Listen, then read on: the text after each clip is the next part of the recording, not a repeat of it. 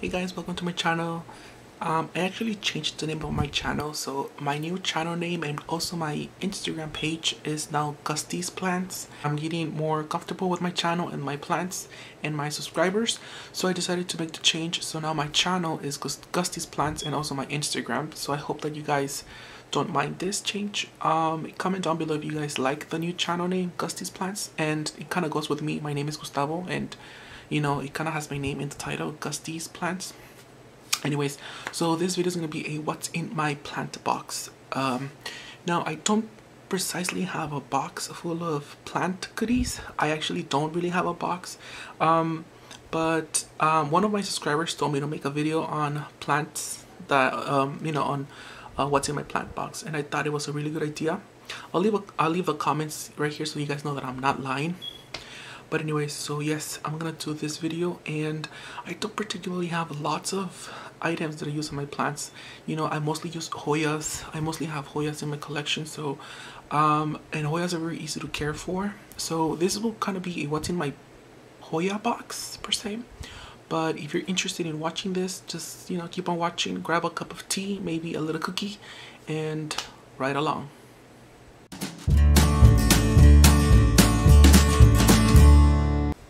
So I wanted to start this video with fertilizing and the fertilizers that I use. So this is my favorite fertilizer, and this is not only for Hoyas, although Hoyas love this fertilizer. This is the Alaska Fish Fertilizer.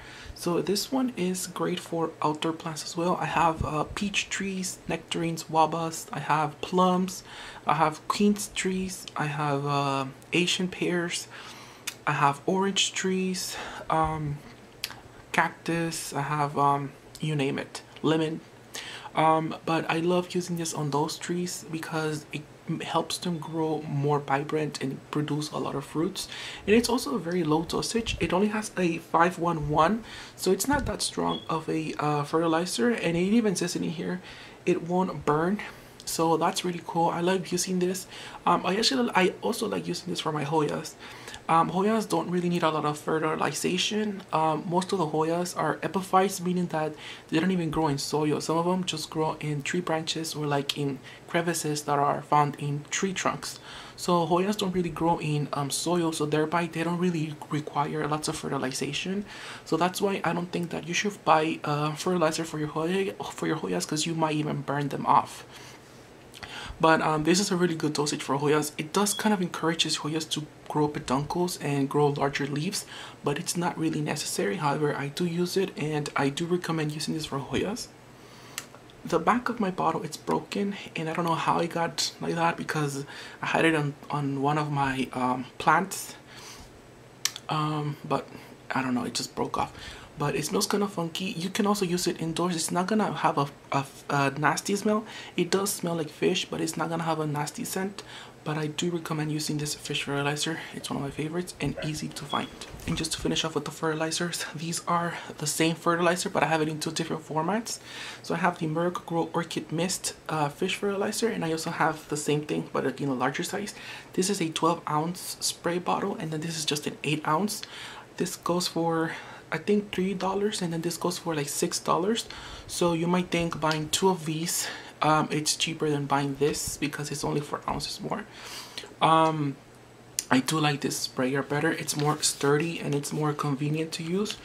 I do prefer this one over this one. However, I cannot really find this one that often, but it is the same exact thing. I do prefer the sprayer on this one as opposed to this one, but I like using this on my orchids. I mean, on my orchids and on my Hoyas. You guys know I have Hoyas in my greenhouse. That's pretty much where I have about 80% of my Hoyas are in my greenhouse. So what I like to do with my Hoyas and with this little gadget here is I like to open up my greenhouse, and I mist all of my Hoyas, and then I close the greenhouse with the mist inside, kind of like acting as a humidifier. And so what this does is that the Hoyas will drink up the humidity with the leaves and the tendrils, and that alone encourages the Hoyas to grow larger leaves, and also to make their peduncles grow faster. Also, you need to have your Hoyas in trellises, because when you have a Hoya with trellises, they kind of grow more lush. And sometimes when a Hoya produces a tendril and it's like a naked bald tendril, is because you don't have a trellis with it. So if you have a Hoya that's producing tendrils but not many leaves, it needs a trellis, so that once it's trellised up, the tendril will start to grow the leaves. And this, with the trellis and the tendril, will help your Hoya grow more leaves. I hope this is making any sense to any of you guys. But yes, I like using this for my Hoyas mainly, and my orchids. Really fine, really buy this. This is really another fertilizer that I have never used, and I've had this for a while. It's also a Miracle-Gro fertilizer. I don't even know where. Oh, I think my sister-in-law gave this to my mom for some reason. I've never used this. I know that you're supposed to put I think the whole packet in one of those little water dispensers. For Miracle-Gro also, you put the whole package, mixed it with water, and then you just spray that on your plants, and this acts as a fertilizer.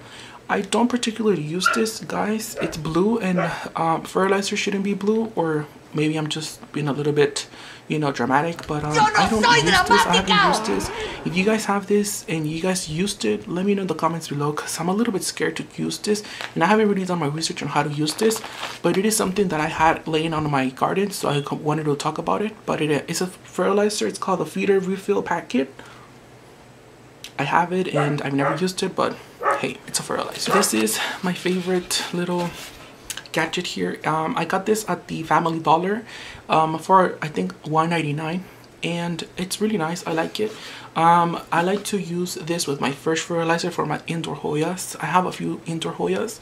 I put like about 1 tablespoon in all of this. I think it's one tablespoon per gallon. This is not a gallon, but I like to overfeed my Hoyas because I don't do this often. I only do this maybe like once a month or maybe once every 2 months, especially because they're in soil, and the soil that I have with them, like I said, Hoyas don't really require fertilizer, but I do like to add a little bit of fertilizer for my indoor Hoyas because they do need a little bit more love than the ones in the greenhouse. I feel like the ones in the greenhouse love the greenhouse. But yes, I like using this. You can find them anywhere, different colors. I just grabbed the brown one because that was the only one available, but I really like using this for my indoor plants. I also like to use like a regular drinking cup, fill it up with the faucet water, and I put it in my plants, and I'm good. But I do like to use this specifically when I'm using fish fertilizer for my plants indoors, because I don't want to be putting fish fertilizer on my cup of tea mug that I love using pretty much on a daily basis.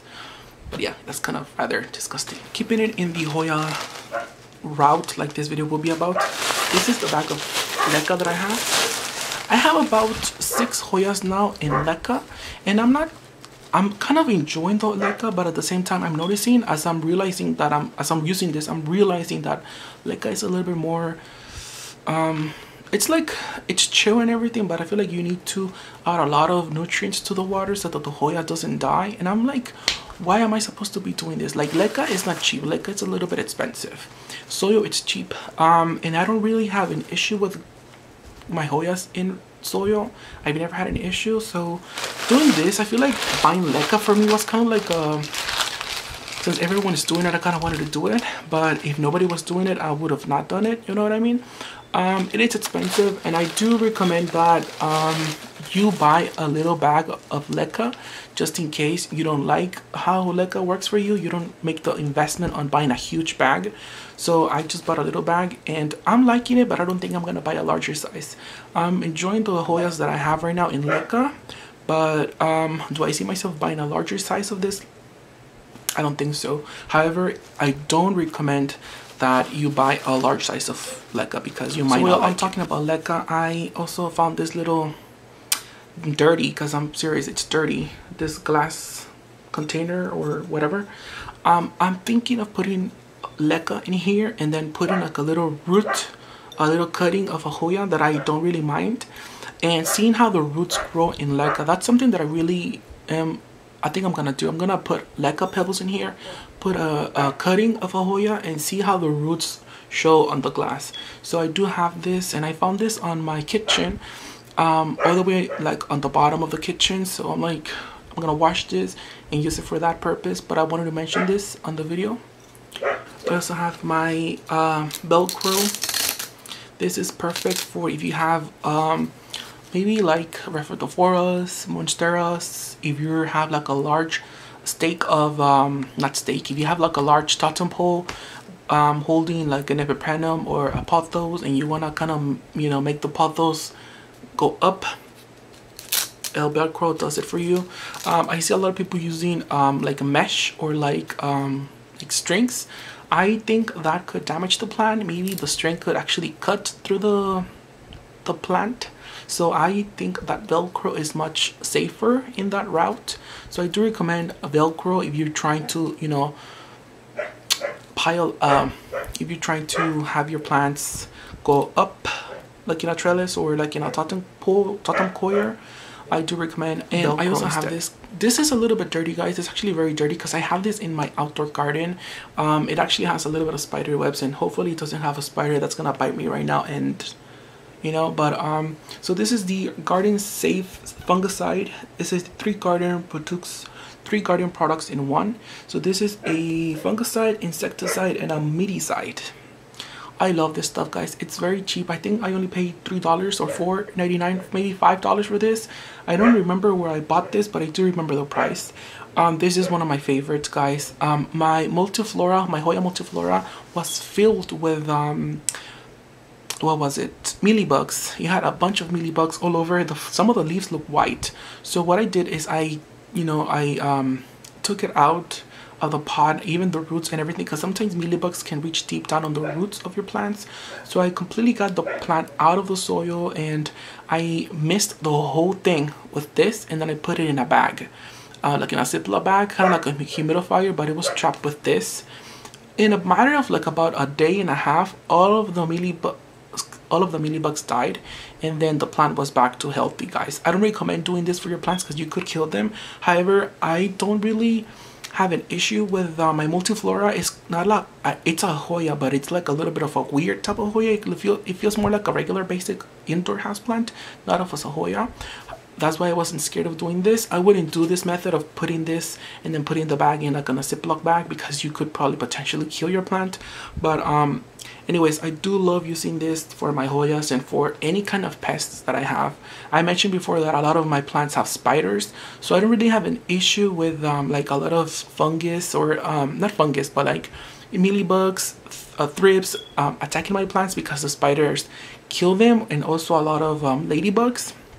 So I only hardly use this, but I do love using this on my like my rare plants, like the Hoya multiflora, or like my garden lemons, or my quince trees.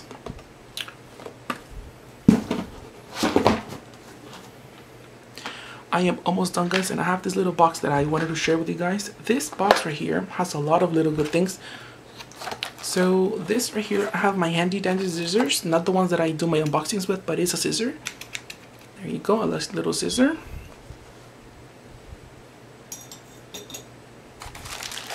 I also have this. I think this is sort of like a, it's for my humidifier. So I have a humidifier that I'm not using at the moment, but I'm gonna start using because it's getting really cold here in California. So this is like an attachment for my humidifier, just to make the extension cord larger, because my room doesn't have lots of electricity circuits, so I do need like a large extension cord. So this was where I have this.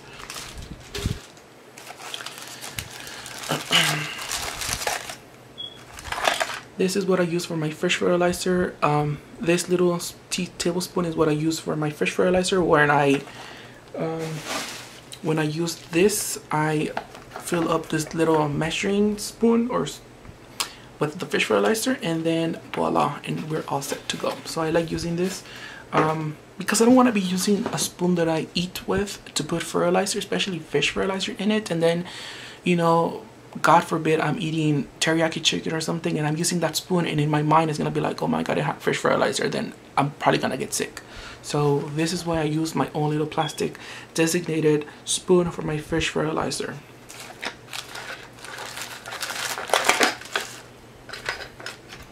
I have these little things here. I have this little thing here. It's for my commandos. I hope you guys can see this. These are the ones that I use to have my pothos go up on my wall. I have it in my living room, and I use this, you know, just to make the vines, you know, cascade on my wall. These are the stickers that go along with it. You put a little sticker behind the commando, the back of this, and then you attach it to the wall, and then you put the vine of the pothos in between here.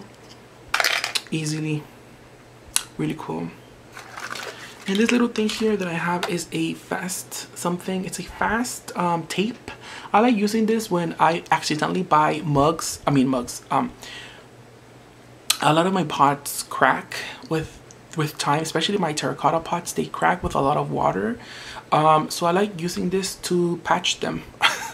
So, you know, I don't want to spend a lot of money on pots. So I spent money on this, and I used this on my terracotta pots just so that I could keep using them even though they cracked already. This kind of, you know, helps the water not to spill out.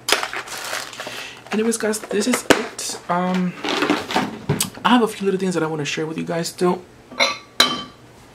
So I found this pots in, this is the last item, by the way.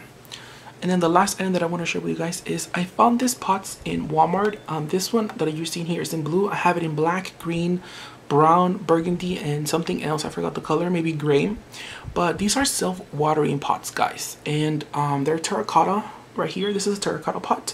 But then this one on the bottom is a it's a terracotta pot, but it's with it's been, so this is ceramic part, and then this is the terracotta part. So you put the water here, kind of like a reservoir, and then you put the terracotta pot inside. And this is a self-watering pot, guys. Isn't this cool? I love using this for my, I haven't used this, but I think I'm gonna start using this for my cuttings, especially with leca. So yeah, you put water here, then you put the pot on top, and then you have yourself a self-watering pot. I feel like this is really cool. I got this at Walmart for, I think, $4. I got a bunch of them, and to be honest, I thought they were gonna be a little bit larger than what they arrived with. But anyways, I like them, and I will definitely use them. Anyways, guys, so this ends my video on what's in my plant box. It really wasn't that special, but I wanted to be honest with you guys and tell you guys that I don't really have a lot of gadgets here on my planty box. I mostly just buy plants and I put them in the greenhouse, especially for my Hoyas, and I fertilize them with the orchid mist, and then once or twice a month I put a little bit of fish fertilizer, and that's about it. My Hoyas are very easy to care for. I just, you know, they love humidity and they love hot weather, and that's about it. Some Hoyas do like the winter months, like the Hoya rotundiflora, Hoya linearis, Hoya, what else? Hoya nummullaroides. Those Hoyas tend to bloom a little bit more on the colder months and grow a little bit more on the colder months. But anyways, yeah, I hope this video was helpful for you guys, and thank you so much for watching, and don't forget to drink water and water your plants. Bye bye.